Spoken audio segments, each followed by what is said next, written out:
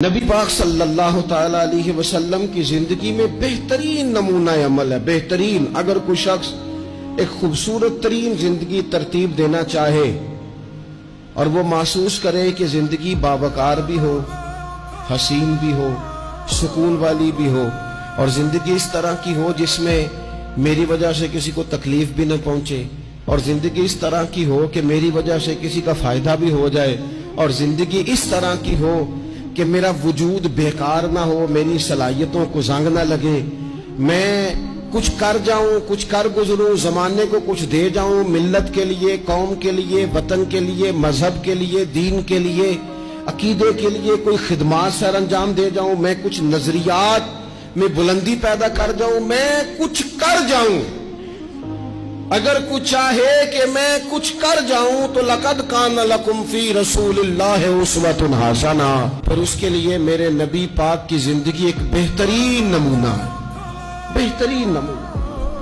ہم نہ جب کچھ کرنا بھی چاہتے ہیں نا تو تب بھی نہ اس میں پہلے اپنا آرام سائیڈ پہ کر لیتے ہیں، اپنا سکون سائیڈ پہ کر لیتے ہیں، اپنا کھانا پینا، اپنا نفع سائیڈ پہ کر لیتے ہیں، پہلے ساری چیزیں اپنی ذات کی اس میں سے مائنس کر کے پھر ہم کچھ کرنا چاہتے ہیں۔ تو ایسے تو نہیں نہ کچھ ہوتا، نہیں کرنا کچھ نہ پڑے، نام زیادہ ہو، خدمت کوئی بھی نہ ہو، نمبر پہلا ہو، ڈیوٹی کوئی بھی نہ ہو، اجر سب سے زیادہ ہو۔ باتوں کے ساتھ جو لوگ پلاؤ پکاتے ہیں وہ زیادہ بھی گھی ڈالنے تو خرچہ کوئی نہیں آتا، مسالہ جات مہنگے استعمال کریں، باتوں سے جو پلاؤ پکانا ہے۔ اور اگر کسی نے عملان آنا ہے تو پھر تو میرے بھائی یہ شہادت گاہ الفت میں قدم رکھنا ہے۔ لوگ آسان سمجھتے ہیں مسلمان ہونا۔ آپ تھوڑا سا اس آیہ مقدسہ کا پس منظر سمجھیں گے۔ یہ آیت نازل کب ہوئی؟ یہ آیت نازل ہوئی ہے غزوہ خندق کے موقع پر۔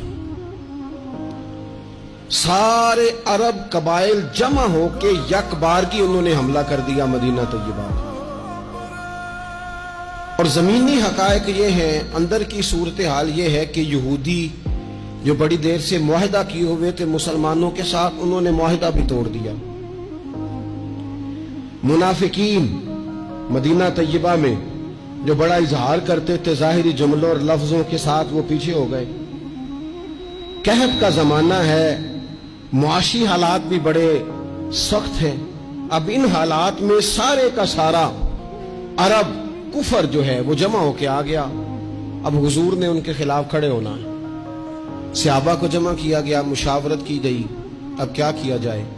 حضرت سلمان فارسی رضی اللہ تعالیٰ عنہ نے مشورہ دیا کہ یا رسول اللہ صلی اللہ تعالیٰ علیہ وسلم، ہمارے علاقے میں یوں ہوتا ہے کہ جب اس طرح کا معاملہ ہو تو خندق کھودی جاتی ہے، اس میں آگ جلائی جاتی ہے اور پھر دشمن سے مقابلہ کیا جاتا ہے۔ اب خندق کھودنی ہے اور اتنی بڑی کھودنی ہے کہ گھوڑا اس کو کراس نہ کر سکے، تو اس کے لیے بھی تو اسباب چاہیے۔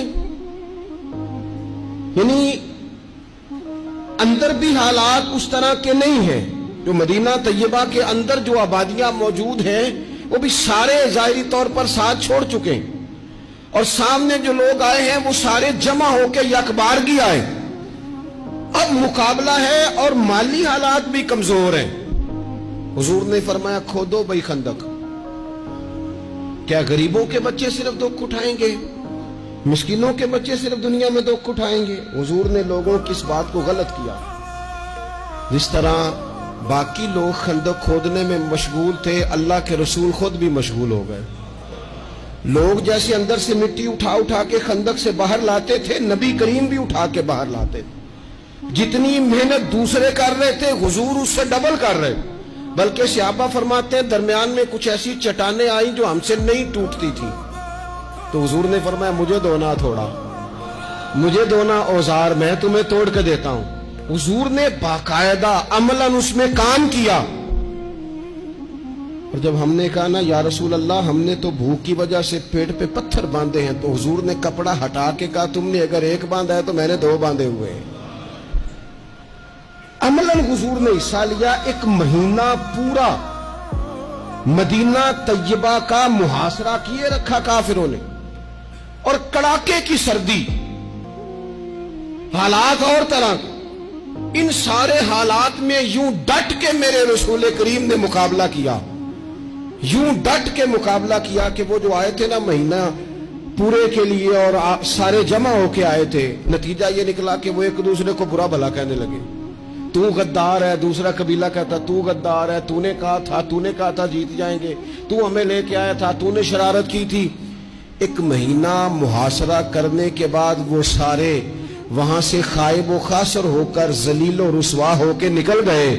और इन सारे हालात में हुजूर यूं डट के खड़े हुए कि कमजोर पड़ने वाले लोगों से, परेशान रहने वाले लोगों से, छोटी छोटी बातों पर घबरा जाने वाली उम्मत से, और जरा जरा सी बातों पर टेंशन तारी कर लेना और काला जादू हो गया, नजर लग गई और फलाना आ गया और फलाने की वजह से ऐसा हो गया और फलाने ने मुझे यूं कर दिया और फलान की वजह से मैं कामयाब नहीं हो सका और फलाना मेरे साथ चलता। तो अल्लाह करीम ने इन सारी कमजोर बातें करने वाले हम जैसे लोगों को समझाया कि ये हालात देखो और मेरे रसूल का डटना देखो, और इन हालात में भी पूरे कुफर को भगा देने का अंदाज देखो। लक़द काना लकुम फी रसूलिल्लाहि उस्वतुन हसना, फरमाया तुम्हारे लिए मेरे महबूब की जिंदगी में बेहतरीन नमूना है।